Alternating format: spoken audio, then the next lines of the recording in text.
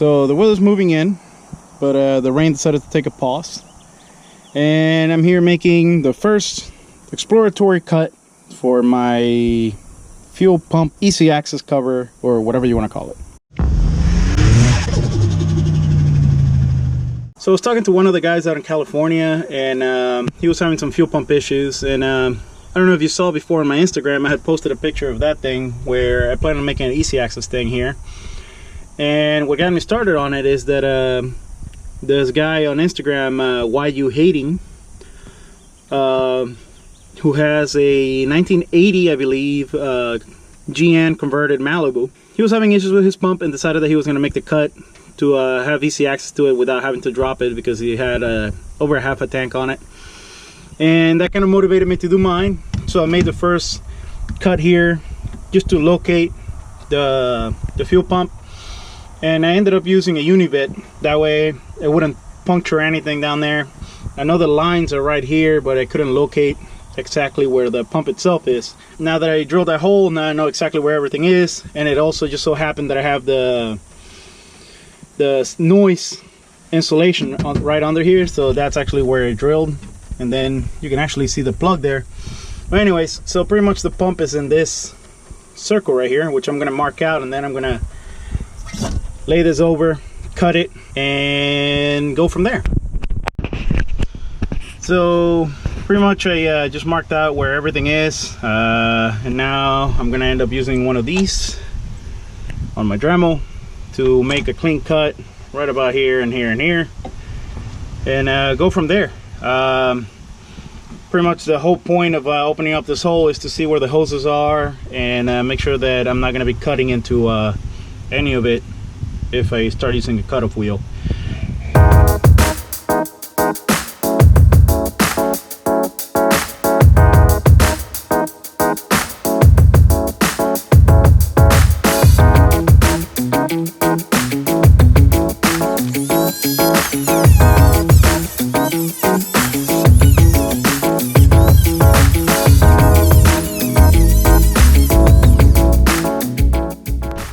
Now, the reason you see me cutting like that, where I'm literally just gliding over it over and over, is because I'm wearing it thin, because on here there's one of the lines, and there's also a line here.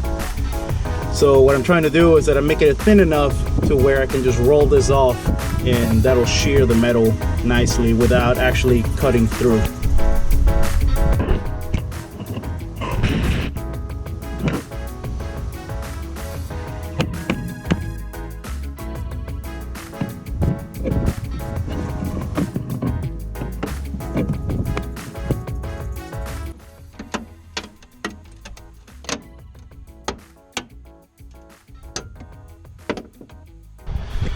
So as you saw from that camera, pretty much I just pulled on it and it cut through, or it just sheared off of the cutting.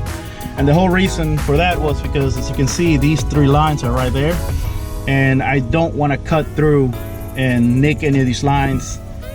I mean, I would have been hitting aluminum anyways, but regardless, I didn't want to nick any of these. Something that I also wanted to point out is that to make sure that none of this is leaking, as you know, fuel vapors is the danger, not the liquid itself. So yeah, this is not leaking. As you can tell, it's just dirty. But yeah, so now I'm gonna do the same technique over here, shear it off, and start working on cleaning up the cuts with a file, and then installing the lid.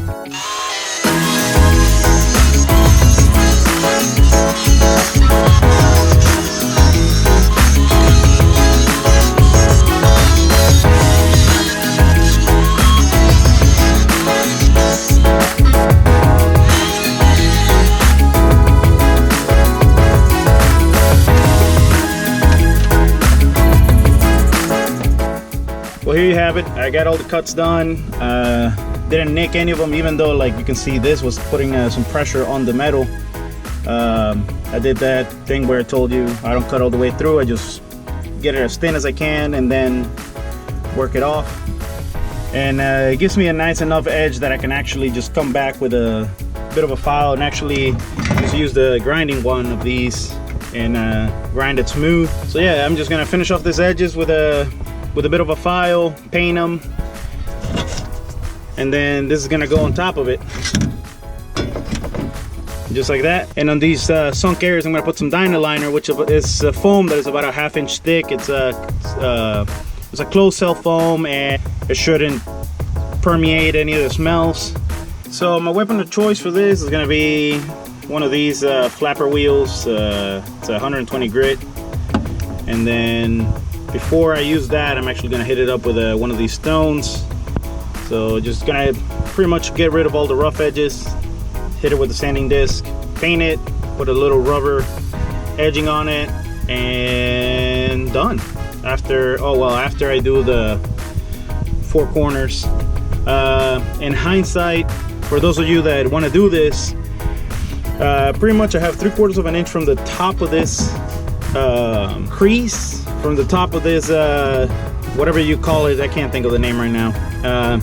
Anyways, from this crease, 3/4 of an inch, and then on the bottom side you can probably do 1 inch, and that actually might give you more area where you can put more where you can put a nutsert and install this a little cleaner. But yeah, if this thing is leaking, I do not recommend you do any of this. Right off the bat, I knew mine wasn't leaking because I don't have any fuel smells. The only issue I've ever had is actually fuel coming out of the top, so that tells me that this side is pretty good. But yeah, so like I said, I'm gonna clean this up, edge it, sand it, paint it, and then put the nutserts on it and go and test fit that piece.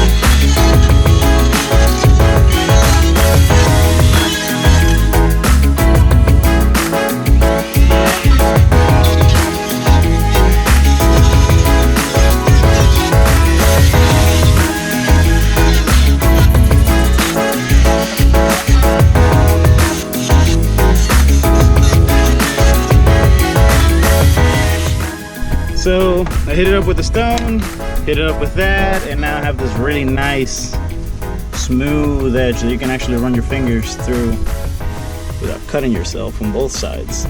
The only area that I had a little bit of trouble here is right here. You can actually still see there's a sharp right on top of it. The reason being, I cannot push this far down enough to get in there without actually nicking the without nicking the fitting. Which, funny enough, now this is gonna be the one holding it down instead of the floor of the trunk, and it makes me wonder if I should try to push it down, but then I don't want to break it. I don't want to break any of the solder joints over here, so I'm gonna leave it alone. I am gonna put a piece of foam right here so this actually pushes down, because I don't want this edge to wear on the fitting or the hose. And yeah. So the next step is going to be painting this. This actually came out a lot cleaner than I expected it to be, since I'm kind of doing it the lazy way, not dropping the tank, not giving myself any extra space. But yeah, it came out pretty clean, and nice straight edges. They look a little wavy just because the paint, I took some of the paint off, but they're actually pretty straight. So yeah, I'm going to put the nutserts now and go from there.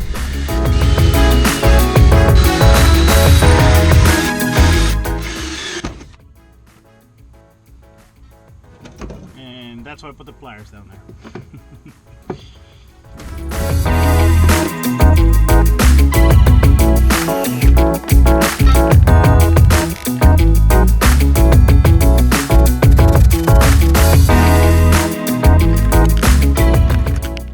Now this one I gotta be more careful because I can't really put anything down there, but I actually do have more space.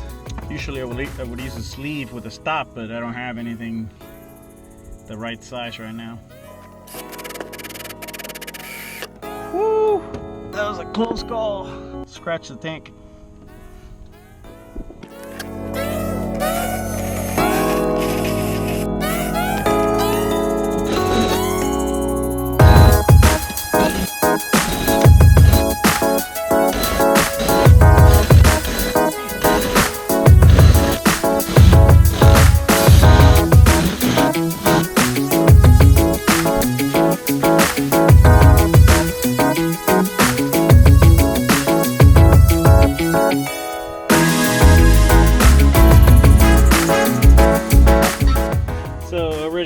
Here I forgot to paint this before I put one of the nutserts on, so I'm gonna end up painting that nutsert and then painting the rest. And the reason why I paint before the nutserts, which I forgot on that one, is because if I spray it heavy enough, when I squeeze the nutsert, it'll actually paint the underneath of that hole, and it won't be an area for the rust to start.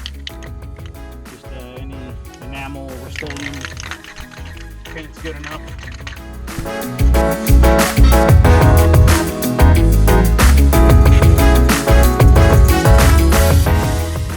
And that is pretty much it. Now,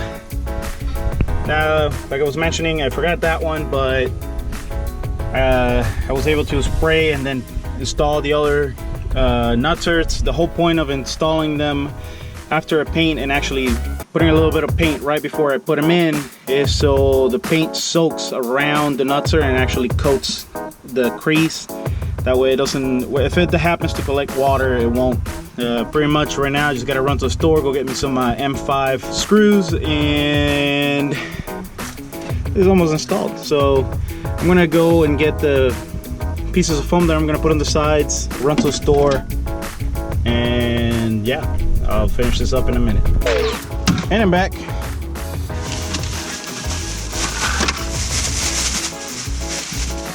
So pretty much this is all I was missing so I can install this. I'm gonna make the little cutouts of foam so you guys see how I'm doing it. Again, this is not the only way to do it, but this is the way I'm doing it.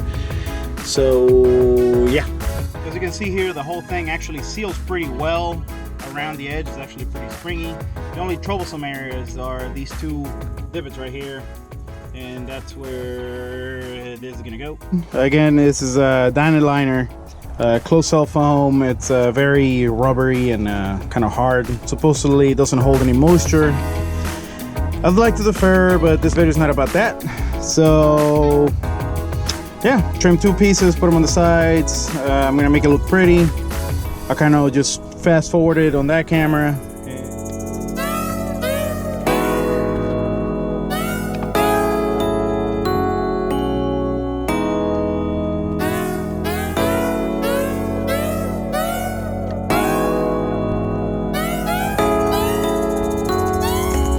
So this is a rubber trim I'm gonna put around the edge just to give it a more of a finished look. I'm gonna go around, install a couple pieces, and call it done.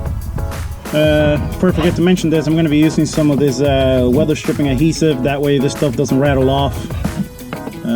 This stuff is really messy, but it sticks rubber pretty well to metal. So yeah, put a little strip in there. Oh, not on my hand. And that's where it starts.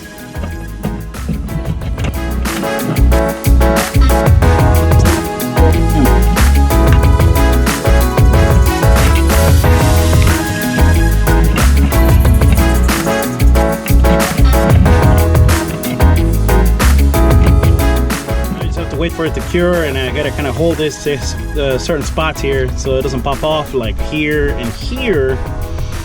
But other than that, once I put the cover on, it should stick, and it would prevent anything from wearing off on these edges. So the only thing left to do here is to actually bend these edges, and the only reason I'm gonna bend them is so they don't stick out and it gets a more finished look. And for that, I'm just gonna use a little Bison right here, and yeah. So anyways, I don't know if you can see that. It's bent. So is that side.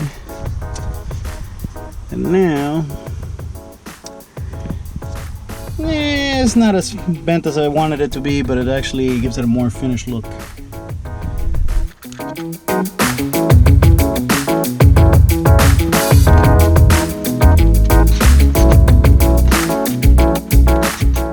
pretty much.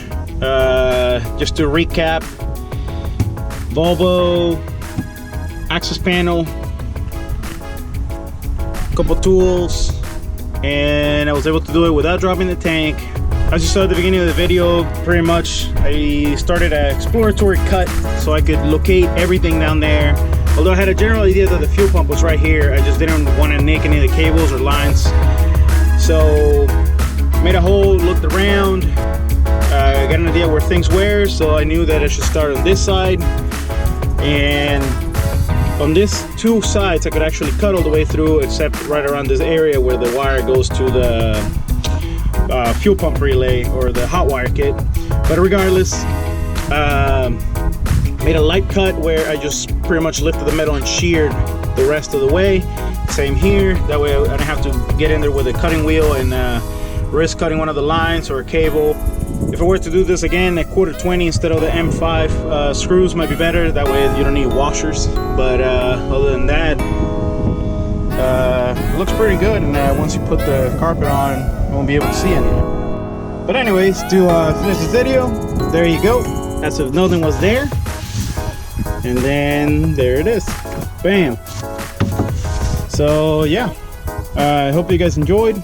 Please subscribe and hit the like button.